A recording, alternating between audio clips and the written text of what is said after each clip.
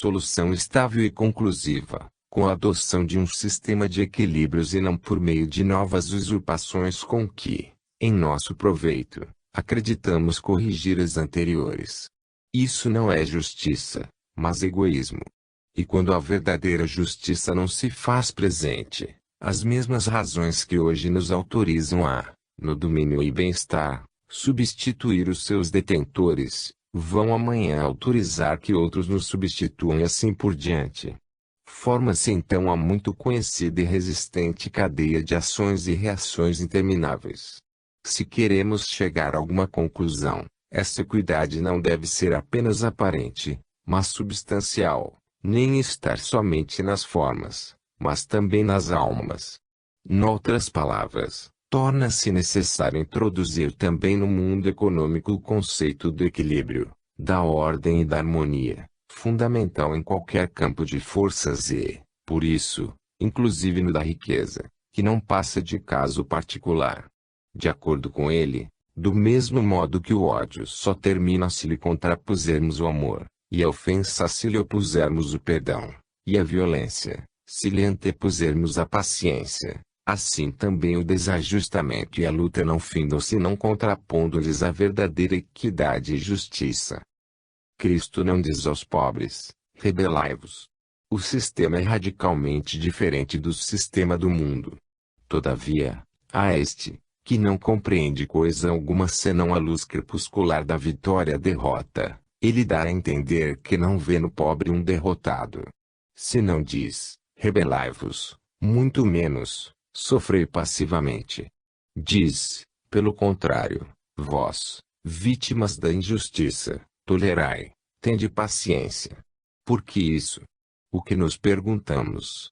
Como sempre, a filosofia de Cristo se completa num mundo ultraterreno, na íntima realidade das coisas em que se completa e justifica toda aparência percebida por nós.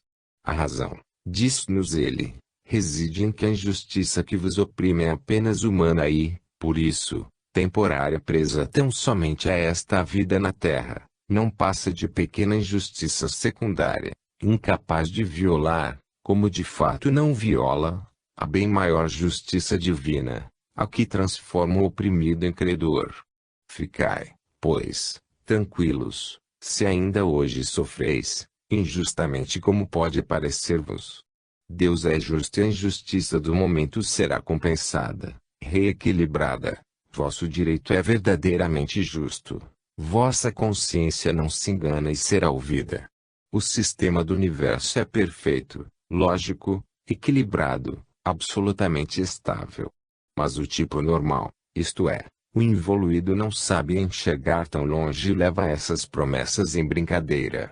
Culpa de sua miopia.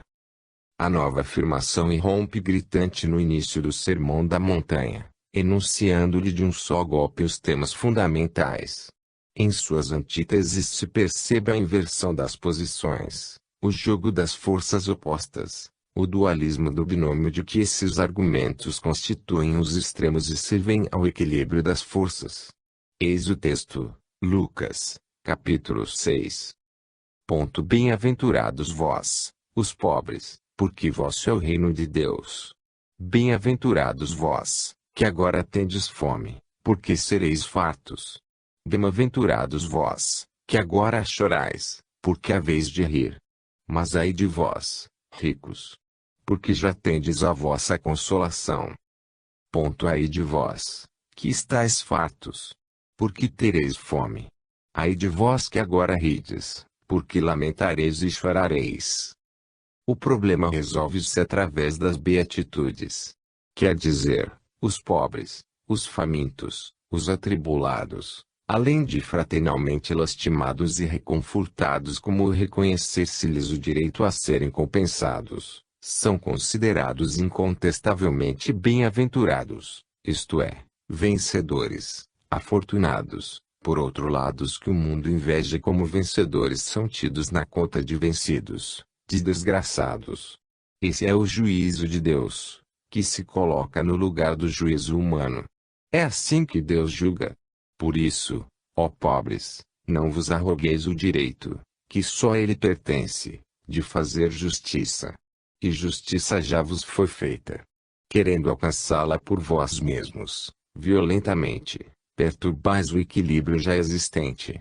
Tendes razão e ides colocar-vos ao lado do erro, das culminâncias dos vencedores vos precipitais na miséria dos vencidos, da harmonia dos planos divinos ides mergulhar no marasmo das baixas competições humanas. Perante Deus já tendes razão. Bem-aventurados sois. Que mais podeis desejar? Se não esperardes que a justiça venha de Deus, mas de vossa violência e de vossa revolta, então passareis da parte dos credores para o lado dos devedores. Não tenteis legitimar vosso roubo, dizendo que a propriedade é um roubo. De acordo com esses argumentos, que coisa seria vossa propriedade atual? Não vedes, porém, que exatamente o vosso furto presente legitima o furto passado e estáis no mesmo plano e imitais exatamente aqueles a quem acusais. Por que razão apenas o vosso furto se justificaria e o dos outros não? E vós, improvisados distribuidores da justiça, essa é a justiça que distribuís? Não. A filosofia do interesse falta lógica, quando pretendeis passar por justos, mentis. Não. Jamais é lícito roubar, nem mesmo dos ladrões, como facilmente acreditamos. Então, ao invés de justiceiros, também sois ladrões e pagareis por isso. A culpa é em mal infinitamente maior do que a pobreza. Antes de mais nada, merecei, pois, sem merecerdes, nada podereis possuir com segurança e, por isso, gozar. Cf. Capítulo 6 deste volume. A lei da honestidade e do merecimento. Assim esclarecidos e confortados os pobres, depois de, colocando-os num pedestal de grandeza, havê-los protegido contra os juízos humanos, depois de exortá-los a conservar a vantagem dessa preciosa posição, Cristo dirige-se aos ricos, aos afortunados e, com relação a eles mudando completamente o tom do sermão, mostra-lhes sua própria miséria, não lhes concede nem salvação nem trégua, indicando-lhes as graves obrigações inerentes à sua posição e ameaçando-os com as consequências de seu inadimplemento desse modo, lógica e naturalmente, sem novos excessos e novas desordens. O mundo econômico se reequilibra completamente confiando a solução do problema não a sistemas sociais exteriores e coativos, mas ao simples, real e espontâneo funcionamento das forças íntimas da vida. E logicamente o reordenamento começa no indivíduo e em sua íntima convicção, ao invés de na coletividade e na coação, começa no ato generoso de dar e não no de tomar, que é furto e violência. Só o dar livre e convicto reequilibra e saneia, o tirar não, só mudando, antes de nada mais, as diretrizes psicológicas do caso particular conseguimos estável transformação coletiva. Os sistemas do mundo de hoje são muito variados e, se correspondem à forte necessidade de justiça e exprimem a tendência da evolução social na fase presente, estão muito longe de possuir os requisitos necessários para pode instaurar a sério a justiça social. Partindo da injustiça da violência, não podemos chegar à justiça, mas apenas à nova injustiça.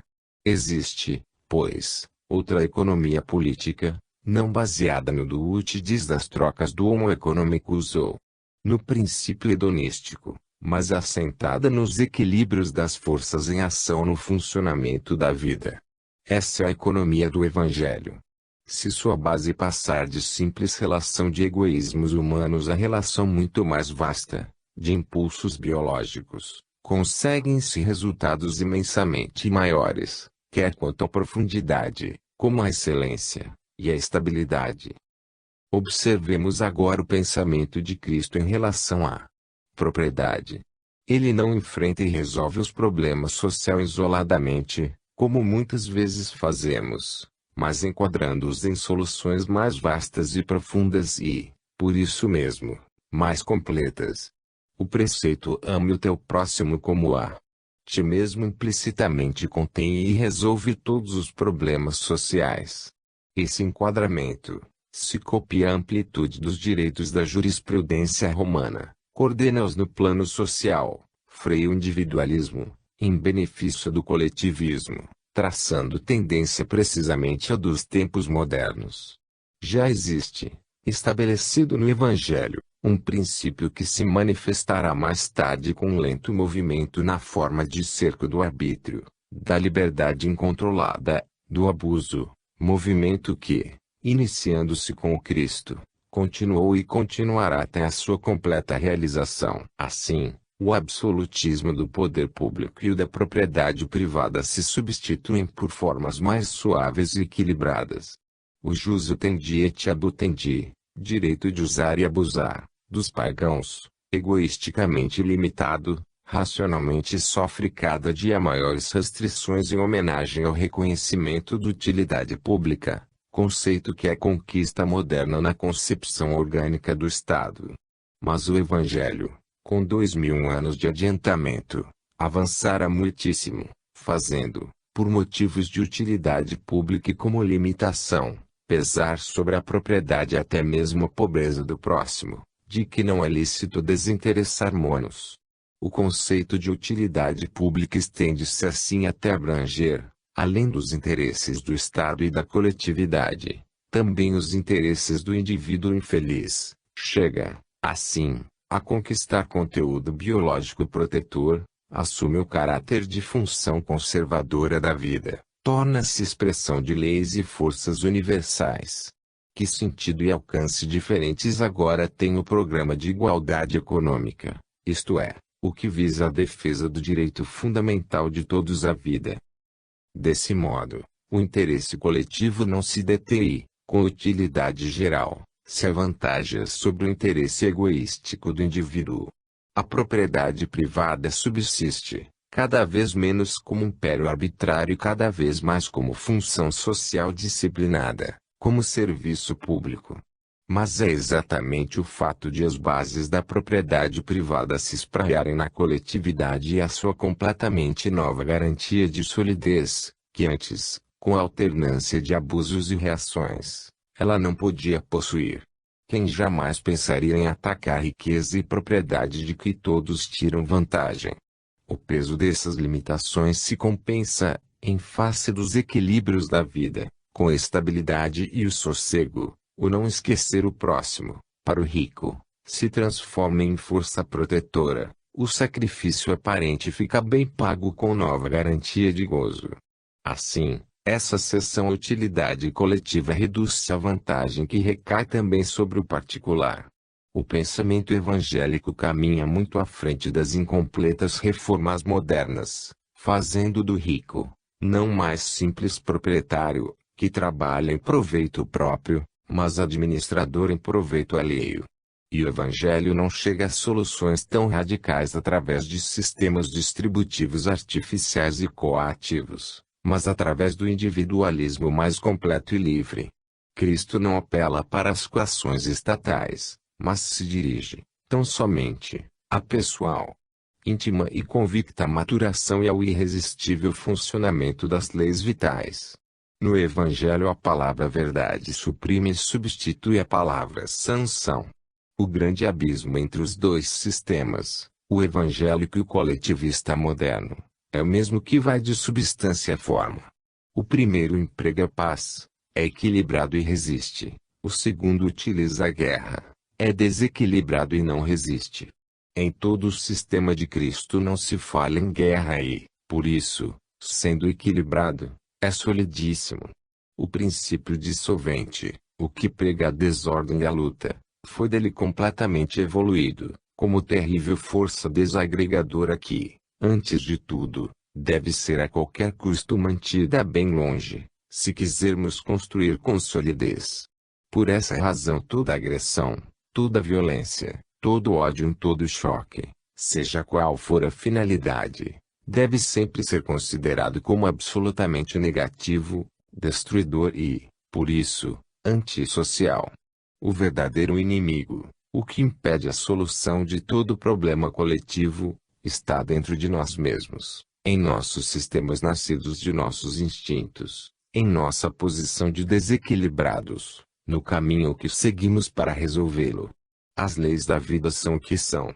Não há outro caminho. Ou cumprimos-las e gozamos-lhes das vantagens, ou descuramo-nos delas e sofremos-lhes as consequências. Daí se vê como a luta de classe constitui o meio menos adequado a esse objetivo. Menos danoso é o sistema de coação estatal.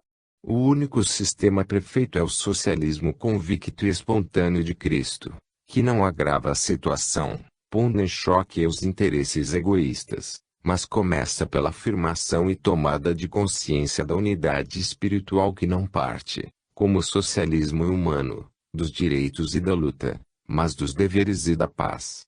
Não se nega, por isso, a dura necessidade dos sistemas humanos, pois parece que sem coação nada se possa conseguir de evoluídos, verifica-se tão somente constituírem eles péssimo sucedâneo, de que nada de bom e conclusivo se pode esperar senão na percentagem do produto genuíno contida no referido sucedâneo. O objetivo é sempre a justiça social, os métodos para consegui-lo é que diferem.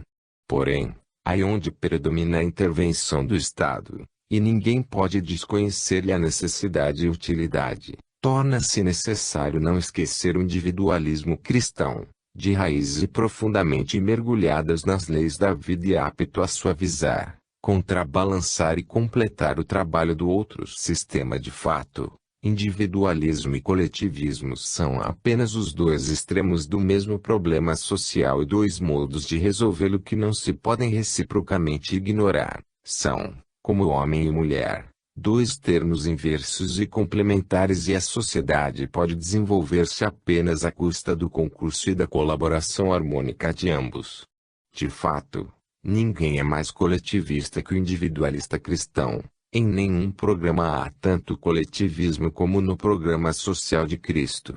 Por isso, é mais fácil chegar ao coletivismo verdadeiro através do individualismo que do próprio coletivismo. Ninguém discute a importância construtiva do senso orgânico representado pelo Estado moderno. Porém, neste livro também se afirma que, sem a concomitante maturação íntima do indivíduo, esses sistemas exteriores e coativos, e, por isso, desequilibrados, podem, abandonados a si mesmo, reduzir-se à asfixia, mentira, reação, instabilidade. Nada consegue durar, se não conseguirmos também persuadir e educar. O indivíduo, se não for persuadido, embora sofra e obedeça, poderá refugiar-se na inviolável liberdade do espírito. Ao contrário, todos os sistemas humanos fundados na coação, naturalmente produzem as reações já descritas. Torna-se necessário, quando nos dispomos a construir, levar em conta, não só no campo moral, como também no social e utilitário, aqueles equilíbrios de forças que o Evangelho demonstra conhecer profundamente. Se não for assim, o método humano ficará na situação de retardatário relativamente ao de Cristo, e quem praticar este último, representativo de superamento da força, se tornará independente de tudo quanto dela se origina. A estratégia cristã, baseada na verdade e na justiça, pertence a um plano superior ao plano humano da força e do império e, por isso, é mais poderosa e vence o combate travado entre os dois planos, como acontece na luta entre involuído e evoluído. Assim, os exércitos mostraram-se impotentes para defender Roma, enquanto a cristandade, desarmada, se colocou a postos e venceu. 21. Cristo perante Roma. Não podemos compreender bem a revolução social iniciada por Cristo e em seguida continuada lentamente através dos séculos, até ao decisivo e atual momento histórico, se não comparando rigorosamente a psicologia da romanidade imperial com a do programa evangélico. O problema continua atual porque o choque das forças contrárias é idêntico hoje em dia e o mundo se encontra nas mesmas condições. As duas concepções estão nitidamente em luta. Observemos a estrutura da concepção social romana, para em seguida verificar como o cristianismo, desarmado, desfecharia o assalto às bases mesmas dos princípios que regiam toda a estrutura do império e, justamente por ser fase biológica mais evoluída, o poderia pacificamente superar e vencer. O choque se dá, essencialmente, entre força e justiça, entre duas diferentes estratégias, que não combatem no mesmo plano e com as mesmas armas e falam línguas mutuamente incompreensíveis. Cristo e Roma estão face a face. Simbolizam dois sistemas, vivos ainda hoje. Ainda hoje face a face o problema continua atual. O estudo do dinamismo íntimo, já explicado, dos dois mundos representados respectivamente por Cristo e Roma, nos demonstrará sob forma racional o significado íntimo desse choque. O Império Romano representava a máxima realização da força, plenamente triunfante.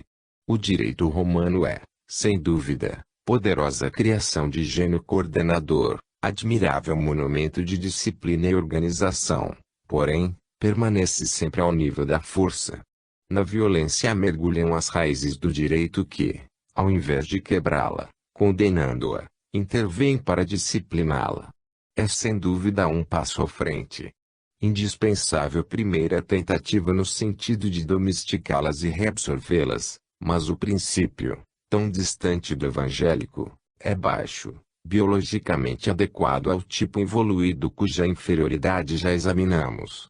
O direito romano não se rebela contra esse princípio, mas o aceita e, contentando-se com dignificá-lo, intervém para provar, tornar válido e legalizar o fato consumado. Da maturação evolutiva daqueles tempos não se poderia exigir mais. O império nada mais era senão o método mais aguerrido, orgânico e legítimo de dominação. Mas se fez tudo quanto a evolução biológica do tipo majoritário permitia. Por isso, permanece de pé, embora em sentido relativo ao momento histórico, a indiscutível grandeza do império e a função social de suas criações jurídicas. Os romanos, sem dúvida, introduziram a ordem na força, que, assim, de impulso desagregador, se viu constrangida a tornar-se instrumento de construção social. Comparado com a indisciplinada violência do selvagem, esse fato constituiu sem dúvida grande progresso. As províncias anexadas foram, de certo, exploradas, esmagadas, submetidas à servidão e a pagamento de tributos com que se alimentava o tesouro de Roma, mas foram, também, incorporadas ao grande organismo, governadas e, por isso, impregnadas do conceito, para elas superior, de organicidade central que Roma lhes transmitia. A grandeza imperial desabou, fora de dúvida, como mão de ferro sobre o mundo daqueles dias. Não havia, porém, outro modo de civilizá-lo. Por isso, tudo estava biologicamente proporcionado, correspondendo às necessidades da época. Contudo, o vício originário de que resultava toda a estrutura do sistema, embora justificado e até mesmo enobrecido, constituía permanente acusação movida à romanidade, comparado com os métodos mais evoluídos enunciados pelo Evangelho. O fato de Roma, máxima potência jurídica, ter sido a mãe do direito, jamais pôde impedir que suas raízes se embebessem no espírito de dominação e nas violentas conquistas da guerra. A mancha era mais tarde considerar-se plena e legítima a propriedade filha do furto, obtida apenas com o emprego da força. Esse reconhecimento oficial do direito do mais forte, essa adesão incondicional a esse princípio moralmente inferior revelam um baixo nível espiritual daquele povo e constituem acusação contra ele. Acusação de egoísmo que, num mundo de civilização mais adiantada, não lhe daria o direito de tornar-se nação senhora das gentes. A força transformada em justiça, eis as bases do Império Romano. O estudo que fizemos do valor da força do dinamismo dos fenômenos sociais nos mostra as razões da queda daquele império e de sua substituição pelo cristianismo. Isto é, mostra-nos que a violência gera contra seu autor reações inimigas e destrutivas e, como o cristianismo representava princípio mais elevado, tinha o direito de viver no lugar do antigo princípio, sepultado nas próprias ruínas por ele buscadas e cujas funções já se encontravam esgotadas. Conceitos esses incompreensíveis para os romanos. O Evangelho estava acima de sua compreensão. A antiga Roma é grande, mas apenas no plano humano. Seu gênio conquistador é grande. Para criar e aumentar sua riqueza, Roma guerreou contra o mundo durante 7 séculos. Acumula, depois se entrega aos prazeres e cai. Vítima de seu poder, é traída pela mesma riqueza em que acreditou. Erros no sistema, destruídos com poucas palavras de Cristo no Sermão da Montanha. Mas os positivistas da antiguidade não o entenderam e foram vítimas disso. Sua filosofia era a superestrutura refinada, vã e fictícia, sem ligação com a vida, não passava de discussões acadêmicas, não interessadas em modificar-lhe as bases, que permaneciam firmes e significavam dominar. Meio a empregar, a conquista guerreira. Resultado, o solo provincial. Propriedade de Roma, os tributos pagos por aquelas terras ao proprietário. Os povos dominados são constituídos principalmente de vencidos, sujeitos à contribuição, escorchados pelo fisco, ajoelhados aos pés da urbs administradora da justiça. O resto, o menos importante, não interessa aí, por isso, é magnanimamente dado como presente. Mas o poder judiciário supremo permanece em mãos do magistrado vindo de Roma. Essa situação com a qual Cristo se defrontou, esse o sistema enfrentado por ele, sistema de função histórica já esgotado e próximo do aniquilamento. Ele compreendeu Roma, porém, não o entendeu. Ninguém, ou quase, notou sua presença, que no entanto representava o futuro. O único futuro possível. Cristo se ergue diante de Roma e inaugura diferente sistema fundamental, que ataca outro nas próprias origens e o vence de outra natureza e pertencente à nova fase biológica. Cristo coloca-se em plano mais elevado e dele é que olha todas as coisas ele, embora impregnado de dignificante respeito pela autoridade, não desce jamais ao nível de Roma, não compete com o poder, não o trata de igual para igual, obedece-lhe por dever, mas como homenagem ao próprio dever, isto é, ao valor dessa figura moral, do que é o poder considerado em si mesmo, quer dizer, a superioridade do domínio alheio. O seu é respeito mais ao princípio do que ao homem, que vale o que vale. Dá, pois, ao poder tudo quanto lhe diz respeito, como se tratasse de criança a quem não se tiram os brinquedos. Tão pequeno valor se atribui ao que ele de fato é e reclama. Em substância, a atitude de Cristo perante a autoridade do mundo é de respeitoso e dignificante desprezo porque, em relação ao céu, são desprezíveis o mundo e tudo quanto lhe pertence. Realmente, ele despreza a realeza terrena oferecida pelas turbas, sentindo-se rei, mas de reino bem diferente. Sua atitude em relação às autoridades constituídas não poderia consistir na costumeira atitude humana que, filha da força, não passa de servilismo, ou, então, de rebelde tentativa de subverter as posições para, em seguida, ocupá-las. Sua atitude, muito ao contrário, porque deriva de princípio mais elevado, é naturalmente superior e quase de indiferença. Os grandes valores não residem lá onde o homem pensa e os valores humanos não merecem tanta atenção. Considerados em si mesmos, causam-nos mais piedade que inveja, se não contiverem mais elevado conteúdo moral de função e emissão.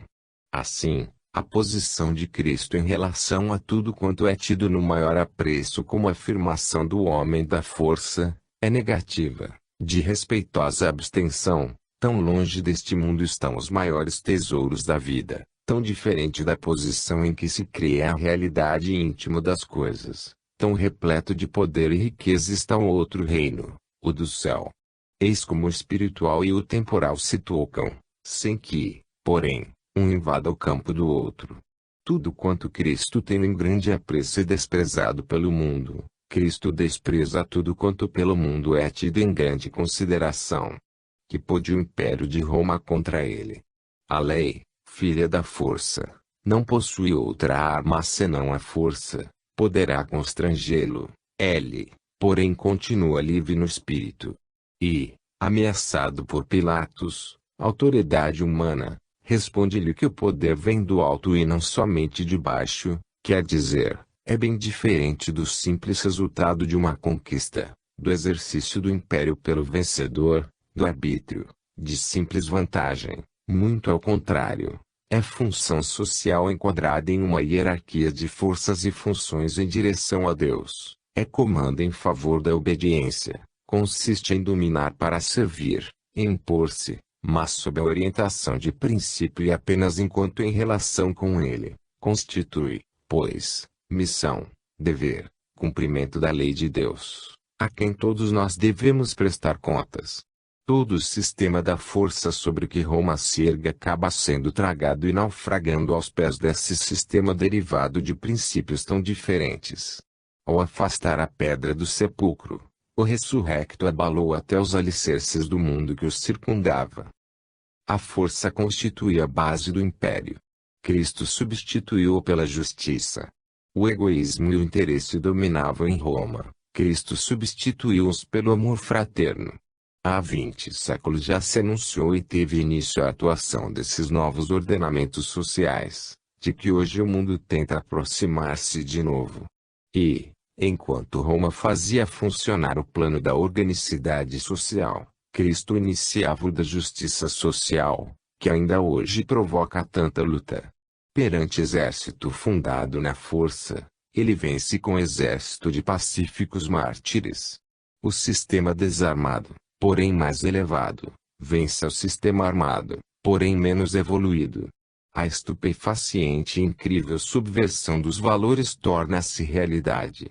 A lei de Deus substitui a dos homens e os vencedores deixam de ser os mais fortes, juridicamente organizados, para serem os justos, os oprimidos, os vencidos, isto é, os credores, segundo o entendimento da lei. Cristo proclama outras vitórias e exalta outro tipo de vencedor. O cidadão romano não podia entender nada disso. A solidariedade social não é garantida mais nem pelo direito, pela disciplina da força, nem pelos institutos jurídicos coordenadores, e sim pela reciprocidade do dever e do amor, a que livremente aderimos. Para o cidadão romano, essa nova e convicta liberdade era a anarquia, o superamento, absenteísmo, a paciência, vileza, a obediência, debilidade, o sofrimento, derrota. Tão grande diferença impossibilitava a compreensão. A conceituação do direito é atingida em cheio e abalada em seus próprios fundamentos. O direito não é mais filho da força, o resultado de conquista, concessão ou pacto. O novo direito prescinde da força e, por constituir-se essencialmente de justiça, é até mesmo contrário à própria força. Baseia-se em princípio completamente diverso do jurídico romano, participa de outro sistema e de outro mundo.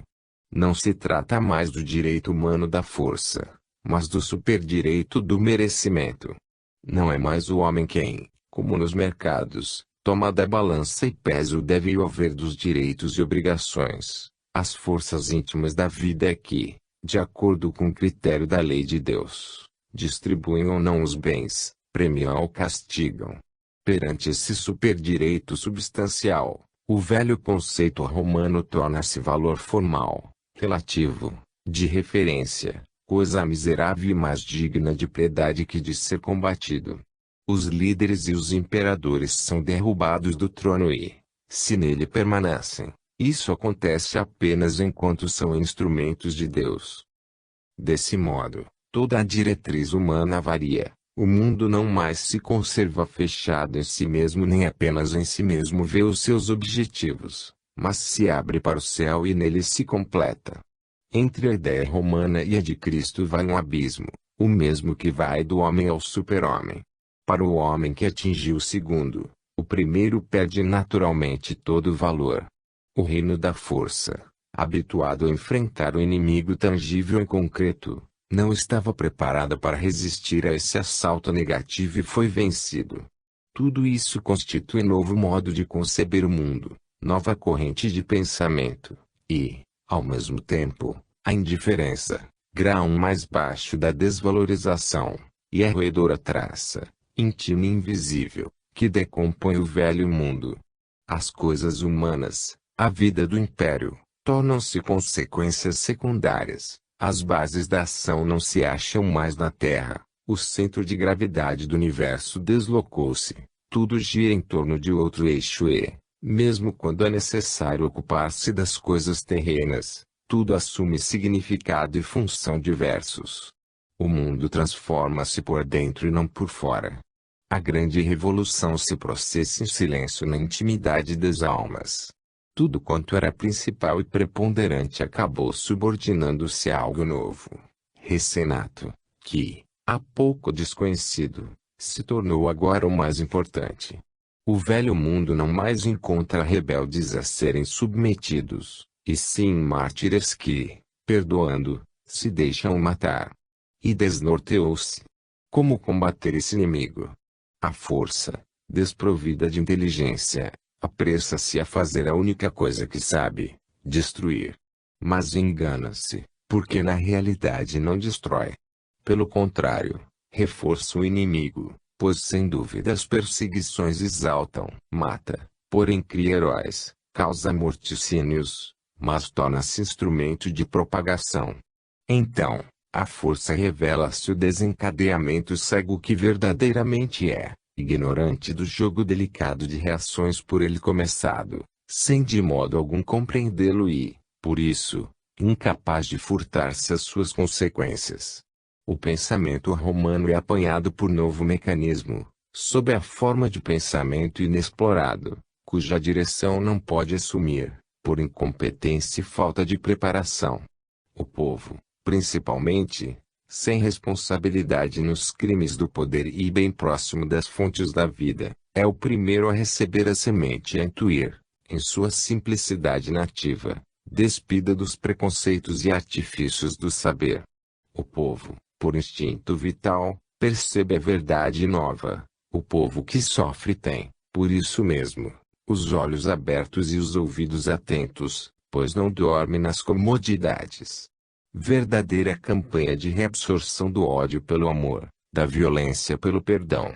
Não mais uma das costumeiras revoltas à base de desequilíbrios, revoluções aparentes e fora de época, o habitual vai e vem da substituição de pessoas, porém nas mesmas posições, mas revolução à base de equilíbrios, de substância, de saneamento, lenta, mas de posição estável, colocada organicamente no dinamismo da lei e da evolução, feita para durar, como vem durando através dos séculos. E, assim, o império que vencer as batalhas da força perde a batalha sem armas. Observemos ainda mais de perto o encontro entre os dois princípios, na pessoa de seus representantes, Cristo e Pilatos. Este, homem interesseiro, vil e insignificante, passou a história apenas porque se encontrou com Cristo, de quem não entendeu coisa alguma. O representante oficial do Império de Roma, o intérprete da lei, a autoridade que deve dar o exemplo, embora tente assumir atitude formal, é vazio por dentro e por isso tem comportamento hesitante e equívoco, que deixa transparecer esse vazio interior e a insuficiência do sistema da força e da forma, isoladamente considerado. É inútil querermos, na vida, esconder-nos dessa maneira e justificar-nos, como se as aparências tivessem força de realidade e a forma valesse como substância. A verdade interior acaba, cedo ou tarde, revelando-se também no exterior, pois as reações dependem das convicções, que ao mesmo tempo lhes dão nascimento e lhes servem de guia. Esse homem típico de sua época e do seu mundo não possui nenhum senso interior que o guie e a letra da lei não basta para socorrê-lo no encontro supremo. Cristo fala ali de verdades eternas e ele pensa no imperador Tibério e na própria carreira.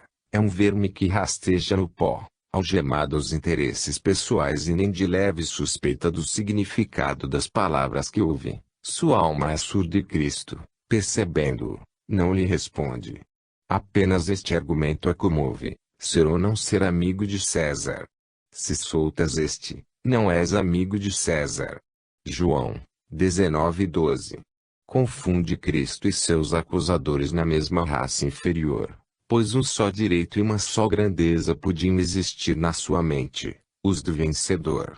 Com a cabeça quadrada de romano e modelo de todos os homens práticos e positivos, Pilatos não entende nada.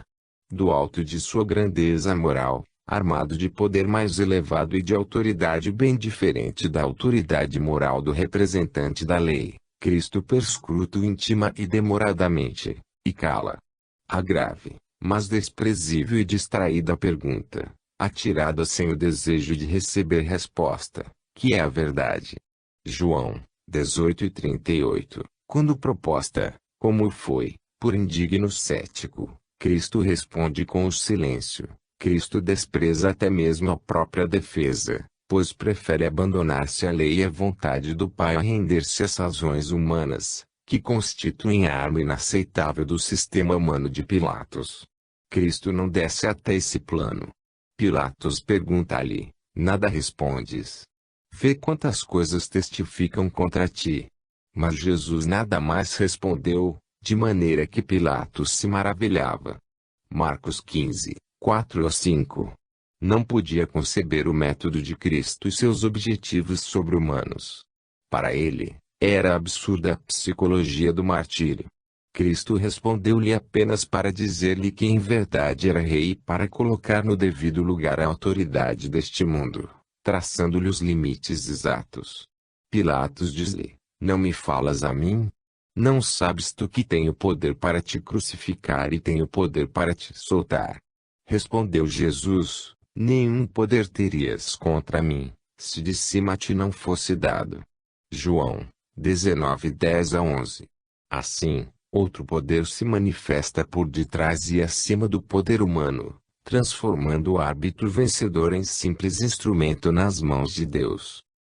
Poderão objetar que Pilatos não era, certamente, tipo exemplar de magistrado romano e, por isso, não representava a romanidade toda. Porém, não se trata aqui apenas do caso de um homem que por baixeza atrai a um sistema perfeito. Trata-se, isso sim, de sistema que põe a nu os seus pontos fracos, pois não corresponde aos objetivos da vida e do progresso, quando confiam a um homem qualquer e o fazem defrontar problemas mais elevados e, no entanto, fundamentais para a sociedade humana. Quantas vezes, quem sabe, Pilatos não teria ouvido em Roma as vazias e tediosas discussões de gregos filosofantes, estabelecidas com propósito exclusivamente pecuniário, habituando-se desse modo à ideia de que não se chegava a conclusão alguma, discutindo-se a respeito da verdade, conceito que em seu espírito deveria ter adquirido o sentido negativo de vacuidade e de mentira. Mas esse ceticismo, incapaz de levar a sério qualquer filosofia ou teoria, não era a forma mental de Pilatos apenas. Em sua psicologia flora do século, de que ele não era senão um expoente. Pela boca de Pilatos falam os tempos já incapazes de acreditar seja lá no que for, fala o materialismo de Roma, que os alimentava e representava. E como a Roma imperial não dispunha dos elementos necessários para saber compreender e levar Cristo a sério, assim também Pilatos não o compreendeu nem o levou a sério, isto é, não se mostrou capaz de fazer nem mais nem menos do que seu mundo sabia fazer, de um lado, Cristo, de outro, um mundo repleto de incompetentes. Em Pilatos encontravam Roma e o seu tempo. Ele era filho e produto de ambos, como efeito que, ligado à causa, não pode deixar de exprimi-lo e representá-lo. Não apenas substancial, mas até mesmo oficialmente, Pilatos era, como magistrado, o representante do povo e do pensamento de Roma, da autoridade imperial que, de fato, não desaprovou e, assim, lhe subscreveu o ato. Concordou com ele, logo, tornou-se coautora. A desonra do Gólgota não constituiu, pois, apenas erro e culpa do homem, Mas também erro e culpa do sistema que fizera o homem assim, e o obrigava a comportar-se desse modo. O erro continuou, de fato, por séculos e séculos e sempre com novos mártires, exatamente porque esse sistema não era capaz de entender senão a autodefesa, encerrado no próprio egoísmo, não sabia elevar-se a visões de conjunto tão vastas ao ponto de abrangerem a evolução do mundo.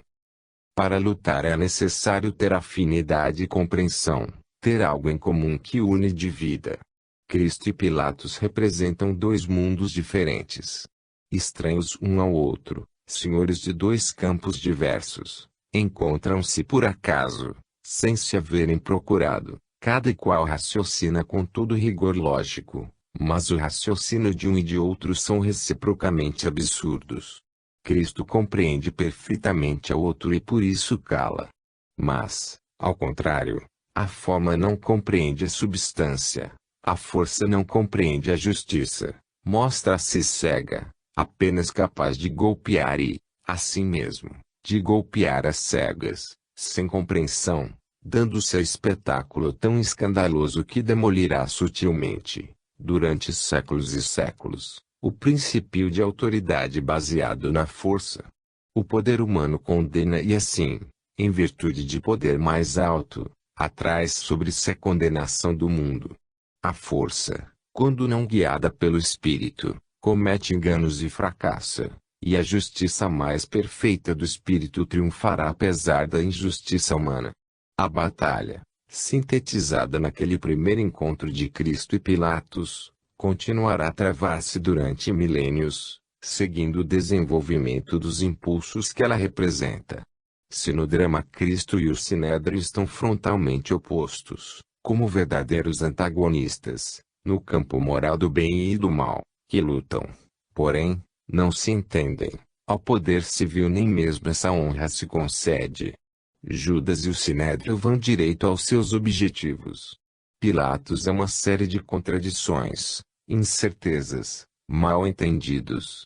A própria inscrição indicativa do título da condenação Jesus Nazareno, Rei dos Judeus não passa de mal-entendido. A mente de Pilatos girava em redor de um centro totalmente diverso. Assim, para se esquivarem, procuram ridicularizar. Para livrar-se de Cristo, mandam a Herodes. Declara 2 vezes: não acho nele crime algum. João 19:4, e nenhum crime acho nele. João 19:6. E pergunta: pois que mal fez este? Lucas 23:22. Portanto, nenhuma culpa acha no acusado, reconhece-lhe a inocência e deixa executar-se uma condenação que podia e devia anular. Torna-se, desse modo, cúmplice do Sinédrio que, ao invés de promover um julgamento, tramava a morte já preconcebida e preordenada com propósito deliberado. Então, diz Mateus 27:24-25, Pilatos lavou as mãos diante da multidão, dizendo: estou inocente do sangue deste justo, considerai-o vós. E, respondendo todo o povo, disse: o seu sangue seja sobre nós e sobre nossos filhos. Eis a figura daquele que por vileza foi o autor da grande recusa. A recusa foi grande e vil. Pilatos se convencera da inocência de Cristo, pois o chama justo. Pergunta: pois que mal fez? Porque percebeu a falsidade da acusação, movida apenas pelo ódio. Porque ele bem sabia que por inveja os principais dos sacerdotes o tinham entregado. Marcos 15:10-14. Repete: não acho culpa alguma neste homem. Lucas 23:4-22, e procura libertá-lo. No entanto, deixa-o caminhar para a morte. Poderia e, mesmo, deveria ser juiz e administrar justiça, porém, não soube nem mesmo resistir à injustiça e transformou-se em instrumento e em escravo. Todavia, percebeu a injustiça e tentou evitá-la, mas só enquanto pôde fazê-lo sem muito trabalho e sem dano. No vão esforço de fugir à responsabilidade, Pilatos experimentou 4 expedientes. O primeiro foi mandá-lo de novo à presença de Herodes. O segundo, a flagelação, como simples castigo para, em seguida, pô-lo em liberdade. O terceiro, permitir ao povo escolher a libertação de Cristo ou de Barrabás, ladrão e assassino. O quarto expediente, a tentativa de mover a multidão, à piedade, apresentando-lhe Cristo, et homo. Eis o homem. Miseráveis contemporizações, subterfúgios vãos, imperdoável incerteza. O destino impunha a Pilatos que, em tão grande momento, tomasse posição clara. Não soube, porém, e calou-se para todos sempre entre os vícios irresolutos, desagradável a Deus e a seus inimigos. Na realidade, Pilatos tem medo da multidão, cede às suas intimações. A sentença que proferiu não resulta de julgamento regular, é uma farsa. Entre tantos julgamentos, não houve um só verdadeiro. No entanto, Cristo foi reconhecido réu de morte. Nesse momento, a justiça competente por direito humano, não funciona e cala. Pilatos abdica do poder, pactua com a turba, procura voltar as costas a essa responsabilidade que não tem a coragem de assumir. No entanto, sua obrigação era afirmar a inocência de que já se convencera, ao invés de deixar-se arrastar à condenação de Cristo. Serve de joguete para os juízes que, conhecendo-lhe o lado fraco, o fazem decidir-se, ameaçando-o da maneira mais eficaz. Se soltas este, não és amigo de César. João 19:12. Assim na história julga os juízes e processa a autoridade processante. Esse foi o exemplo do representante do poder civil, do procurador Pilatos, modelo da justiça humana baseada no sistema da força, símbolo do involuído amoral, expressão do espírito daqueles tempos, do homem que cede às pressões humanas e permanece indiferente às superiores realidades do espírito. Permaneceu ainda por vários anos no seu ofício e não pagou por seu crime. Mas a justiça humana ficou manchada e há 20 séculos não sai da berlinda. Sua posição em fato histórico de tamanha importância será como um ferrete que ainda seguirá através dos tempos. A justiça humana desonrou-se. A injustiça do Gólgota constituiu injustiça da justiça e descrédito permanente do resultado dos julgamentos humanos. Esse caso tornou-se o símbolo de todas as condenações do justo, tornou-se exemplo clássico que começou a tradição, o hábito quase, de erros judiciários providencialmente destinados à glória das vítimas e a transformar-se em instrumento de seu triunfo. Propagou-se desse modo o conceito de uma justiça superior, seguida por mártires e heróis, que devem pagar tributo à formal justiça humana, simples e honesta aplicação da lei do tempo. E, assim, começou a notar-se na história a presença desse fenômeno necessário de contínuo superamento das ideias e das leis, e compreender a função e a dar o devido valor aos revoltados contra o antigo estado de coisas, revolta manifestada na luta em prol de novo e mais elevado ordenamento. Em face dessa inexorável necessidade de evoluir, o respeito pela ordem existente caía do plano dos valores absolutos no dos relativos. E os habituais rebelados contra qualquer ordem, os habituais interesseiros homens de partido, tomaram da nobre auréola dos mártires inovadores para com ela fingirem-se mártires também e, assim protegidos, satisfazerem-se com mais facilidade. Na terra tudo se utiliza. Porém, no coração humano permanece sempre inapagável o vestígio da iniquidade sofrida pelo grande afirmador da verdade e do fundador de novo reino na terra, que é promessa ainda viva e vital, mesmo depois de 20 séculos, e que constitui a única esperança no futuro. Falamos de erro judiciário. O caso de Pilatos, porém, é muito mais grave do que quaisquer dos erros habituais imputáveis à imperfeição humana. Compreendeu exatamente a inocência de Cristo e, por isso, o defende, mas apenas enquanto pode fazê-lo sem prejudicar-se.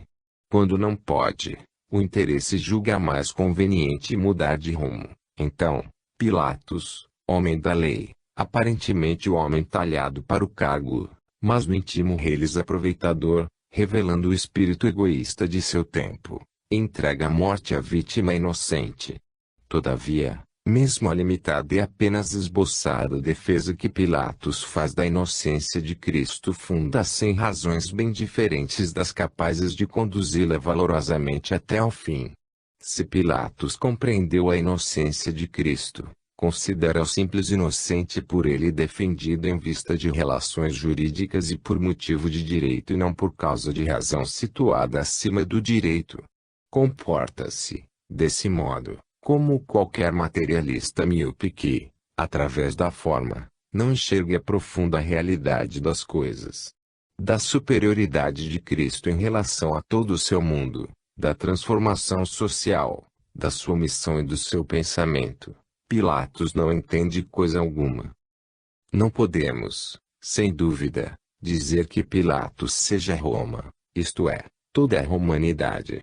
Mas podemos afirmar que naquele momento e por causa de sua conduta, outro tribunal se ergueu diante do tribunal humano e lhe aplicou a indelével marca da infâmia. Tudo isso se passou por obra e com os recursos da paz e da mansidão. Por isso, este é também um encontro de sistemas, em que o da força leva a pior e permanece condenado através dos séculos. A força, embora juridicamente organizada, demonstrou ser instrumento capaz, abandonado a si mesmo, sem o concurso e a orientação do espírito de constituir não auxílio, mas obstáculo ao progresso, não um meio para estabelecimento de ordem, mas de desordem. Naquele dia se fez ao mundo esta advertência: cuidado, essa concepção é insuficiente, falta-lhe algo de essencial. Completai-a. Ela tem sua razão de ser, mas deve progredir ainda. A legalidade não basta, se representa a traição, se em alguns casos, ao invés de função que impulsiona para frente a evolução, pode transformar-se no freio que a detém. Ao homem não satisfaz mais justiça que torna possível, embora nem sempre aconteça, condenar inocente e benfeitor e libertar malfeitor. Algo protesta no fundo da alma humana, aí onde a lei clama por justiça.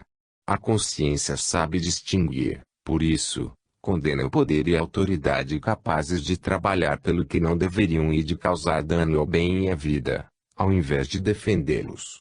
Pilatos não é Roma toda, mas sem dúvida significa um sistema jurídico que lhe revela as insuficiências, um estado humano evoluído que lhe demonstra a cegueira.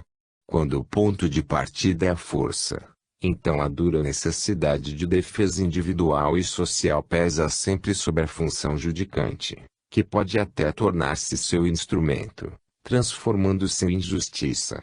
Apenas Cristo atingiu a essência do problema, dizendo: não julgueis. Quem, como homem, está empenhado na luta, não pode conservar-se imparcial e, por isso, não pode julgar. Onde pode encontrar-se um juiz sem mácula? Só em Deus, e é em Deus que o homem, insatisfeito com todos os demais, procura o verdadeiro juiz. Nas mãos da justiça humana, baseada na força, a espada é mais poderosa do que a balança e prevalece contra ela. A espada pesa e faz a balança pender do lado de quem a maneja. Conquistou para si e a conserva para si. Não há outra solução: evoluir, evoluir, evoluir, para tornar cada vez mais leve o peso da espada, que sobre nossos ombros a evolução atual coloca. Evoluir ao longo do caminho traçado por Cristo. A espada é a desordem pertencente ao passado, a balança constitui a ordem pertencente ao futuro. Trata-se de reequilibrar as forças desequilibradas durante a luta. A evolução caminha da espada para a balança. Do dilema não saímos, ou melhoramos nesse sentido e, por meio da bondade da lógica, alcançamos a verdadeira justiça, superando a força e pacificando-nos com a não-reação ou, então, continuamos a sofrer, quem sabe quanto, as consequências do sistema em vigor. No primeiro momento, sem dúvida, todos se aproveitaram do justo e pacífico seguidor do Evangelho. Se, porém, a força da vantagem imediata, a lei de justiça está inscrita no coração do homem que, por instinto, condena a força e se sente obrigado a eliminá-la. Inaugurar o novo método no mundo feroz de nossos dias é, por certo, trabalho de mártires, mas a verdade é que, sem martírio, não se inicia civilização nova.